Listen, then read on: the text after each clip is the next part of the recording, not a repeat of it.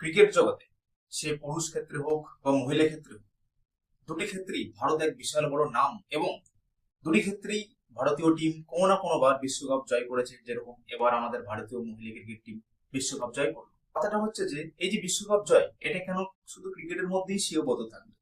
আমরা কি এটা ফুটবল বা অন্যান্য খেলার ক্ষেত্রে নিয়ে যেতে পারি না? অন্যান্য খেলা দিয়ে আমরা কি বিশ্ব রেকর্ড করতে পারি না? আমরা কি ওয়ার্ল্ড কাপ জিততে পারি না? অবশ্যই পারি। এর জন্য যেটা দরকার সেটা হচ্ছে সচেতনতা এবং সুযোগ।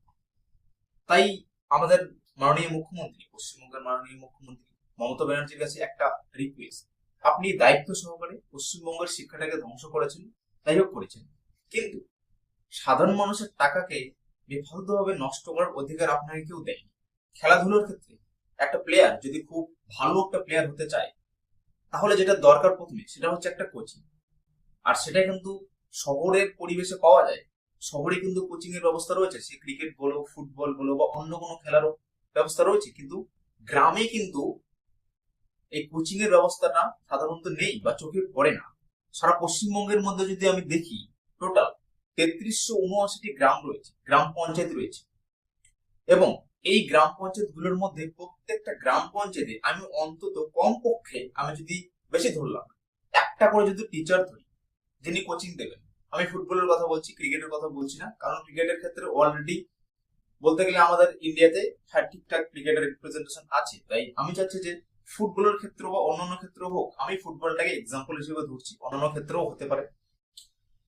আমি বলছি যে তাহলে সারা পশ্চিমবঙ্গের মধ্যে 3379টি গ্রাম রয়েছে, গ্রাম পঞ্চায়েত, সেখানে যদি অন্তত একটা করেও টিচার নিয়োগ করা যায়, টিচার মানে কোচ, মানে কোচ থাকবে যিনি ফুটবলের ট্রেনিং দেওয়া হবে, কোচিং সরবরাহ করা হবে সম্পূর্ণ বিনামূল্যে, এবং প্রত্যেকটা কোচকে সরকারের পক্ষ থেকে যদি আমি ধরে নিলাম 30,000 টাকা করেও বেতন দেওয়া হয়, তাহলে দেখা যাবে এই 3379টি কোচকে বা শিক্ষককে সারা বছরে মানে 12 মাসে, এক বছরে টোটাল যে কস্ট পড়বে সেটা হচ্ছে প্রায় 121 পয়েন্ট সামথিং, মানে 122 কোটি টাকার মতো আমি ধরলাম।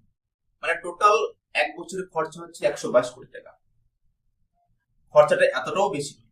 আপনি যদি দেখেন সারা পশ্চিমবঙ্গের মধ্যে আপনি কিভাবে কত টাকা প্রত্যেক বছর সরকারি টাকা কিভাবে ধ্বংস করছেন, সেই টাকা যদি বেফালতু ধ্বংস না করে এই দিকে খরচা করেন, তাহলে দেখা যাবে আগামী যদি এরকম ভাবে প্রত্যেকটা গ্রামে যদি কোচিং এর ব্যবস্থা করা হয়, আগামী আমি দায়িত্ব নিয়ে বলতে পারি 20 থেকে 25 বছরের মধ্যে ভারতীয় যে জাতীয় ফুটবল টিম হবে না, তার মধ্যে অধিকাংশ প্লেয়ার পশ্চিমবঙ্গ থেকে হবে, এবং আশা করি এই টিম ওয়ার্ল্ড কাপ জিতবে। 20 থেকে 25 বছরের মধ্যে এটা হতে পারে, যদি ঠিকঠাক ভাবে সেটা ইমপ্লিমেন্ট করা হয়।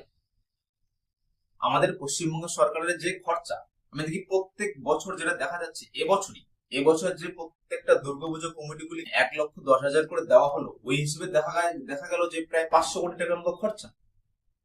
বেফালতু সব 500 কোটি টাকা আপনি খরচা করছেন বেফালতু কারণে, একমাত্র ভোটের কারণে।